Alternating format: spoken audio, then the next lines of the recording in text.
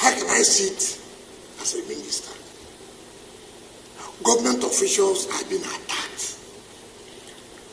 Government officials are being beaten up. Government officials to the level of directorship. Then I'm sitting in my office doing what? How will such officials carry out their functions again when they know their principal or their boss cannot protect them? Not as private individuals, as government officials. So many people have had problems.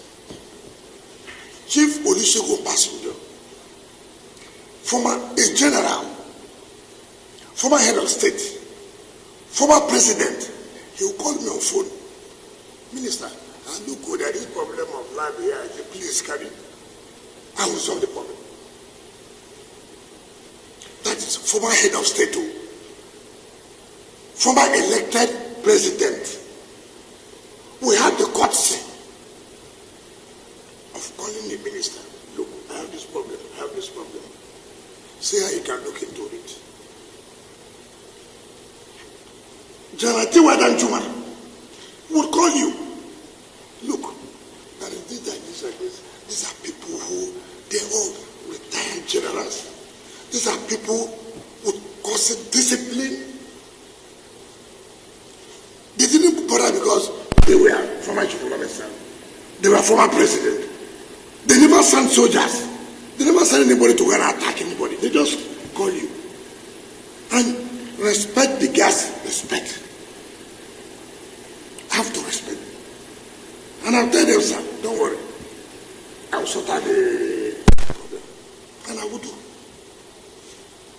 I won't even talk about other people who are highly placed. They will come to you. Mr. Minister, maybe we didn't know of this. If we knew, we would have done it like this. When a serving Major General attacked the development control, I wrote a letter. The President Chief of Defense Staff was Chief of Army Staff then. I wrote a letter, sir. See. Because that is a serving military officer. That if anything goes wrong, he's still under the authority, under the control of the military. When I came on board, before them, President Jonathan had awarded a contract to develop another city, which was close to the military, but awarded a contract, not to me. A Federal Council presided over by the CNC awarded. The contractor went there, he was just away. I wrote a letter. We met. The late Chief of Army Staff, Alabangi, was there. The former Chief of Defense Staff was there. These same ministers of defense, they were all there. We all met. I said, look, it is not good, this government and government. I mean, it's not, let's see how we can resolve this matter. I never one day, I respect institutions. And I know what it takes.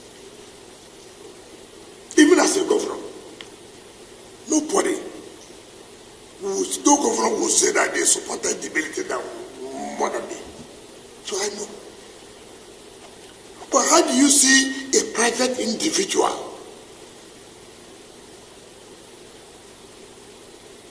knowing fully well that you are against the law?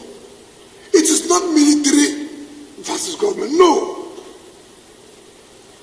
If it was military, I would have written to them that, look, military, why are you doing this? This is a private individual. Land was not allocated to him. Land was allocated to a company called Santos in 2007 for parks and recreation. They applied to the former minister for change of use. The minister refused. The man went, started selling land. Maybe the former chief of Naval staff fell into their scam, sold. This government property. It's not your property. If government officials came to say, look, what are you doing here now? This is not, government has sat under the ministerial committee and taken back every land under parks and even under secretariat, because we felt that there are a lot of delays, suits, litigations. We said, no, we won't continue with that. You send this to them, start beating government officials. Not private, but government officials, beating them. Senior government officials, you were beaten.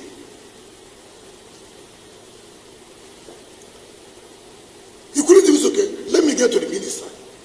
See how he can help us, No, not like that. Simply because you had a relationship with the military. And government cannot enforce laws because you are attached or you had a relationship with a particular institution, or you come from a particular place.